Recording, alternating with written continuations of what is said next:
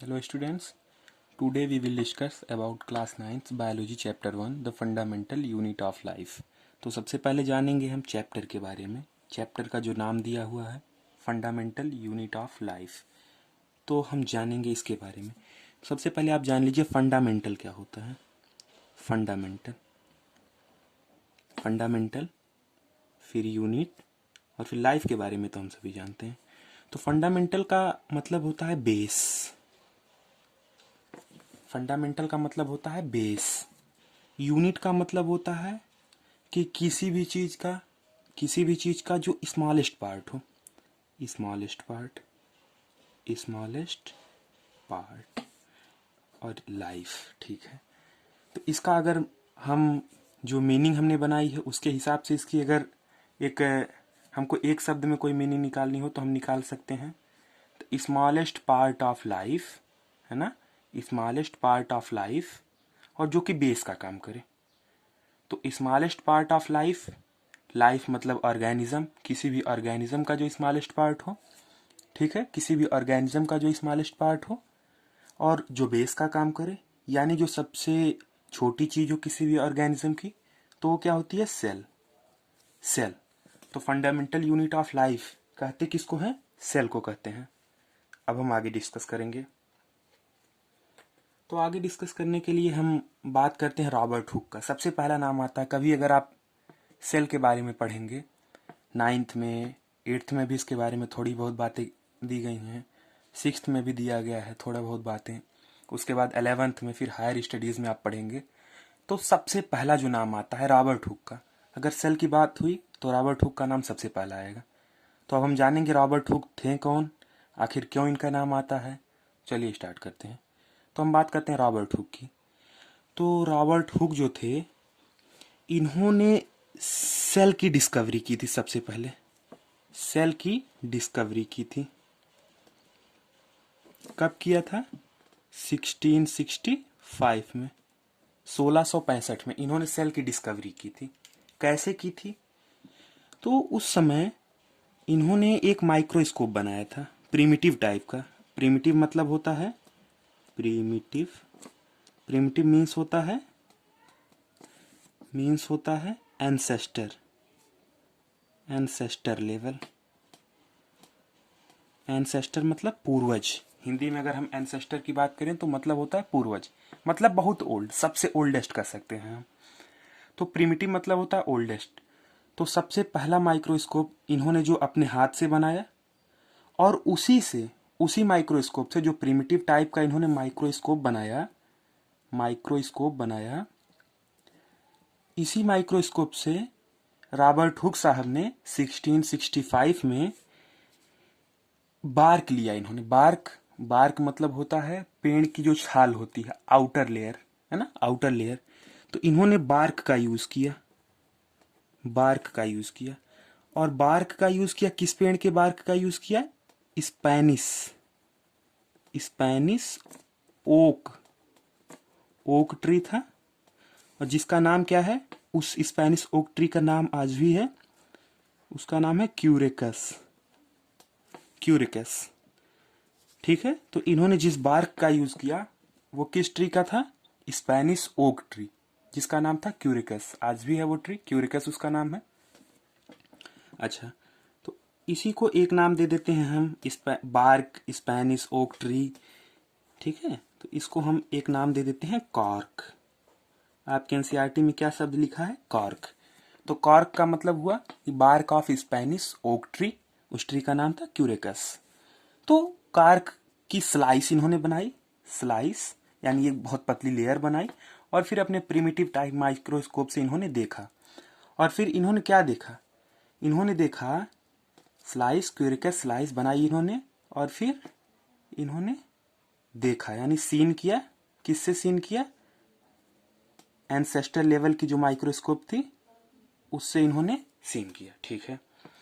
अब जब सीन किया तो इन्होंने देखा कि वहां एक हनी बी मतलब मधुमक्खी का छत्ता, है ना। आपने देखे होंगे कि मधुमक्खी के छत्ते में बहुत सारे ऐसे ऐसे होल होते हैं, टाइनीज होल रूम लाइक स्ट्रक्चर होती है, ऐसे रूम लाइक स्ट्रक्चर, बहुत सारे रूम एक साथ, जैसे लगता है कि कलेक्शन ऑफ रूम से एक जगह, है ना। तो इस तरीके का स्ट्रक्चर इन्होंने देखा, है ना। और इस स्ट्रक्चर को इन्होंने क्या कहा, इस स्ट्रक्चर को कहा इन्होंने सेलुला, ठीक है। और जिसका सेलुला एक लैटिन नेम है ना, और जिसका अर्थ होता है लिटल रूम, लिटल रूम, जिसका अर्थ होता है लिटल रूम। इन्होंने हनी बी लाइक स्ट्रक्चर देखा, रूम लाइक स्ट्रक्चर, जिसका नाम दिया इन्होंने सेलुला, और सेलुला क्या होता है, लिटल रूम होता है, ठीक है। अब बात करते हैं, अगर अब हमें अगर देखना हो, हम सबको देखना हो कि उस सेल के बारे में, किसी भी पर्टिकुलर चीज के सेल को देखना हो, माइक्रोस्कोप हमारे पास है, हम लैब में पहुंच गए, अब देखना हो तो कैसे देखेंगे। तो सबसे इजी होता है अनियन, प्याज, अनियन की जो है पील बनाना सबसे इजी होता है, स्लाइस बनाना उसके पील से, है ना, क्योंकि उसके पील लेयर लेयर होते हैं, फिर उससे स्लाइस निकालना इजी होता है। तो कैसे निकालेंगे, स्टेप बाय स्टेप मैं बता रहा हूँ, देखिए। पहले स्टेप में हम क्या करेंगे, पहले स्टेप में हम करेंगे कि उसकी पील को निकालेंगे, है ना, पील को निकालेंगे कहाँ से, एपिडर्मल साइड से, एपिडर्मल साइड से। एपिडर्मल क्या होता है, एपिडर्मल मतलब पील, यानी उसकी जो लेयर होती है उसकी अंदर की तरफ से हम एक स्लाइस निकालेंगे, है ना, स्लाइस निकालेंगे, पतली लेयर निकालेंगे, ठीक है। अब इस पतली लेयर को हम क्या करेंगे, एक वाटर टैंक में रख देंगे, है ना, वाटर टैंक में हम रखेंगे, जो कि कैसा हो, ग्लास का बना हो, ताकि हम उसे वॉच कर सके, है ना। वाटर टैंक, है ना, एक टैंक होगा किसी ग्लास का, एक जो है रूम लाइक स्ट्रक्चर होगा, जिसमें हम उस पील को, उस स्लाइस को, जो स्लाइस पील है उसको हम वाटर टैंक में डाल देंगे, ग्लास होगा जिससे हम देख सकें। अच्छा, हम ये करते क्यों हैं, ताकि, इसलिए वाटर टैंक में हम ग्लास को डालते हैं ताकि, हाँ, तो हम बात कर रहे थे वाटर टैंक के बारे में। तो जो स्लाइस बनाएंगे हम पील का, है ना, ऑनियन पील की एपिडर्मल साइड का जो स्लाइस होगा उसको हम वाटर टैंक में डालेंगे, और ऐसा वाटर टैंक रहे, ग्लास का रहे, ताकि हम वॉच कर सकें।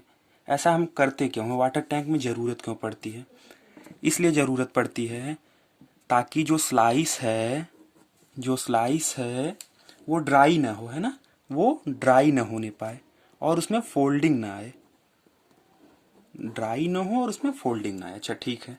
तीसरी चीज बात करते हैं, तीसरे लेवल पे क्या करना है हमें। अब इसको हमें बहुत ही सावधानी से, केयरफुली आउट करना है हमें इसे, है ना, वाटर टैंक से हमें इसको केयरफुली आउट करना है, ठीक है। उसके बाद फिर इसको स्लाइड पे रखना है, स्लाइड पे रखना है, स्लाइड पे रखने के बाद उस पर 1 ड्रॉप, है ना, 1 ड्रॉप ऑफ वाटर, वाटर इस पे डालना है स्लाइस पे, है ना, वाटर की एक बूंद स्लाइड पे रखने के बाद हम स्लाइस पे वाटर की एक बूंद डालेंगे, और उसके बाद उसे कैमल ब्रश से, है ना, पेंटिंग ब्रश जो होती है, कैमल ब्रश से अच्छी तरह रब कर लेंगे, है ना, रब करेंगे ताकि चारों तरफ पानी पहुंच जाए उसके। और फिर इसके बाद इस पर सैफरेनिन डालेंगे, सैफरेनिन सोल्यूशन। सैफरेनिन सोल्यूशन क्या होता है, सैफरेनिन सोल्यूशन इसलिए डालते हैं ताकि हम उसमें कलर ला सकें। अभी नॉर्मली अगर हम देखेंगे इस पे, हम नॉर्मली इतने स्टेप पे हम नॉर्मली देख सकते हैं, लेकिन क्या होगा कि सब चीज़ एक ही में दिखेगा, कि न्यूक्लियस थोड़ा डार्क दिखेगा और बाकी सब एक ही कलर का दिखेगा, साइटोप्लाज्म, फिर प्लाज्मा मेम्ब्रेन, सब एक ही तरीके का। लेकिन अगर हम उसमें सैफरेनिन मिला देंगे, सैफरेनिन एक सोल्यूशन होता है ना, जिससे क्या होगा कि स्टेनिंग हो जाएगी, है ना। स्टेनिंग का मतलब इसके जो ऑर्गेनल्स हैं उनमें कलर आ जाएंगे, है ना। तो स्टेनिंग करने के लिए, स्टेनिंग करने के लिए हम सैफरेनिन का यूज करते हैं ना। स्टेनिंग मतलब कलर डालने के लिए, इसके जो ऑर्गेनल्स हैं उनमें कलर डालने के लिए स्टेनिंग करते हैं। स्टेनिंग कैसे करते हैं, सैफरेनिन से। अच्छा, अब इसके बाद हमें कैसा स्ट्रक्चर दिखेगा, तो एनसीईआरटी में भी ऐसी स्ट्रक्चर दी हुई है, इस तरीके का स्ट्रक्चर हमें दिखेगा अनियन का हम जब करेंगे, ठीक है। तो ये क्या होगा, जो डार्क डार्क दिखेगा, पॉइंटेड डार्क स्ट्रक्चर दिखेगा, वो होता है न्यूक्लियस। आगे डिस्कस करेंगे हम चैप्टर न्यूक्लियस के बारे में, बहुत ब्रीफ डिस्कस करेंगे। अब यहाँ छोटा सा दिख रहा है, इसके बारे में हम बड़ी स्ट्रक्चर बनाकर और फिर सभी इसके जितने भी पार्ट्स होंगे उसके बारे में भी डिस्कस करेंगे। फिर ये जो एरिया दिख रहा है, ये एरिया आप देख रहे हैं हमें हर में, ये मतलब न्यूक्लियस को छोड़ के इस एरिया को हम कहते हैं साइटोप्लाज्म, ठीक है। और ये ठीक है, बाउंड्री लाइक स्ट्रक्चर जो है ये होता है प्लाज्मा मेम्ब्रेन, प्लाज्मा मेम्ब्रेन। इसका एक और नाम होता है सेल मेम्ब्रेन, और इसको कहते हैं सेल मेम्ब्रेन, ठीक है। अब यहाँ एक क्वेश्चन दिया है एनसीईआरटी में, क्या क्वेश्चन दिया है?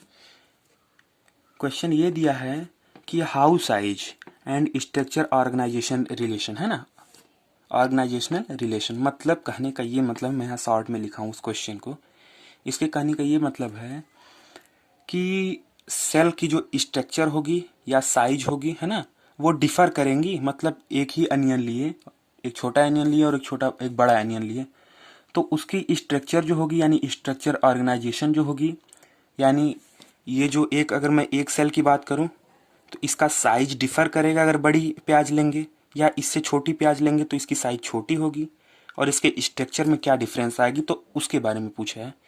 तो मैं बताऊं आपको कि इसकी साइज छोटी बड़ी हो सकती है। साइज कैन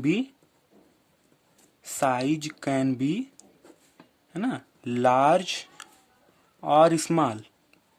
साइज लार्ज या स्मॉल हो सकती है, बट जो इसकी स्ट्रक्चरल ऑर्गेनाइजेशन है, मतलब इसमें जो ऑर्गेनेल्स हैं वो ऑर्गेनेल्स वैसे ही रहेंगे। मतलब कि इसमें जितने भी इस ऑर्गेनेल्स यानी एक सेल को एग्जिस्ट करने के लिए, एक सेल को जीवित रहने के लिए जितने भी जरूरी चीजें हैं, उनमें जितने भी पार्ट्स होते हैं वो तो रहेंगी ही रहेंगी। हाँ, छोटा बड़ा उसका साइज हो सकता है कि प्याज के हिसाब से। अच्छा, इसमें एक और नाम अब आता है रॉबर्ट हुक के बाद। पहला नाम हमने पढ़ा रॉबर्ट हुक, 1665 में सेल की डिस्कवरी की। प्रिमिटिव टाइप एंसेस्टर लेवल का माइक्रोस्कोप था इनका। इन्होंने हनी बी लाइक स्ट्रक्चर देखा, उसका नाम दिया सेलुला। और सेलुला का मतलब होता है, ये लैटिन वर्ड है, इसका अगर इंग्लिश मीनिंग निकालेंगे तो इसका मतलब होता है लिटिल रूम। और जिस पेड़ की जो है बार्क का यूज किया था वो स्पेनिश ओक ट्री था, क्यूरिकस उसका नाम था। अच्छा, अब अगले साइंटिस्ट आते हैं, उनका नाम है Antonie van Leeuwenhoek. Antonie Leeuwenhoek, Antonie Leeuwenhoek. इनका क्या जो है कंट्रीब्यूशन रहा सेल के जो है साइंस की अगर बात करें, सेल साइंस यानी साइटोलॉजी की अगर बात करें, तो इनका क्या इनका कंट्रीब्यूशन क्या रहा, है ना, इन्होंने क्या कंक्लूजन दिया हमें। तो इन्होंने 1674, है ना, इनके 9 साल बाद, हुक साहब के 9 साल बाद इन्होंने क्या किया, 1674 में इन्होंने जो हुक साहब ने जो रिसर्च की थी सेल के बारे में, जो डिस्कवरी की थी, रिसर्च ने डिस्कवरी की थी, तो इसको इन्होंने थोड़ा बढ़ा दिया यानी मॉडिफाई कर दिया। क्या मॉडिफाई किया कि इन्होंने तो पहली चीज की मॉडिफाइड माइक्रोस्कोप का यूज किया, स्कोप का यूज किया, इन्होंने मॉडिफाइड माइक्रोस्कोप का यूज किया, ठीक है। यहाँ जो एंसेस्टर लेवल का था, जो प्रिमिटिव लेवल का ये माइक्रोस्कोप था, इसको मॉडिफाई किया इन्होंने थोड़ा सा। अच्छा, इन्होंने 1674 में एक लिविंग सेल को देखा। किसको देखा? लिविंग सेल को। तो ये क्वेश्चन पूछता है कि लिविंग सेल को सबसे पहले किसने देखा था माइक्रोस्कोप के थ्रू? तो एंटोनी ल्यूवेनहुक, एंटोनी ल्यूवेनहुक ने देखा था 1674 में, है ना, लिविंग सेल को। और जिस लिविंग सेल को देखा तो वो था क्या? वो था एक बैक्टीरिया, वो एक बैक्टीरिया था। तो इसलिए कभी कभी पूछा जाता है कि बैक्टीरिया की खोज किसने की, बैक्टीरिया को सबसे पहले माइक्रोस्कोप पर किसने देखा? तो उसका भी श्रेय इन्हीं को दिया जाता है ना, एंटोनी साहब को दिया जाता है। एंटोनी ल्यूवेनहुक साहब को ही बैक्टीरिया की खोजकर्ता भी माना जाता है ना। सबसे पहले इन्होंने बैक्टीरिया को ही देखा था, बैक्टीरिया को देखा जो कि लिविंग था, तो इस लिविंग सेल का भी इनको श्रेय जाता है और बैक्टीरिया का भी जाता है। कब देखा था? हुक साहब के 9 साल बाद यानी 1674 में इन्होंने, है ना। अच्छा, इनका एक और कंट्रीब्यूशन है। इनका क्या कंट्रीब्यूशन है कि ये जो थे एंटोनी ल्यूवेनहुक जो थे 1674 में मॉडिफाइड माइक्रोस्कोप बनाया, लिविंग सेल को देखा। अच्छा, लिविंग सेल क्या थी? बैक्टीरिया थी। लेकिन कहाँ से देखा? तो इन्होंने इस बैक्टीरिया को जो देखा वो पॉन्ड से देखा। जी हाँ, तालाब से, है ना। कहाँ से देखा? कहाँ की बैक्टीरिया थी? पॉन्ड की। एक तालाब में बैक्टीरिया को देखा। अच्छा, इसके बाद नाम आता है रॉबर्ट ब्राउन का। रॉबर्ट ब्राउन ने 1831 में क्या किया था? न्यूक्लियस की खोज की थी। न्यूक्लियस, इन्होंने बताया कि जब हम किसी भी सेल को देखते हैं तो उसमें एक डार्क रीजन मिलता है ना, पॉइंटेड डार्क रीजन मिलता है, और इसको इन्होंने बताया कि इसको न्यूक्लियस कहते हैं ना। इसको क्या कहते हैं हम? न्यूक्लियस कहते हैं। अच्छा, 1831 में देखा इन्होंने।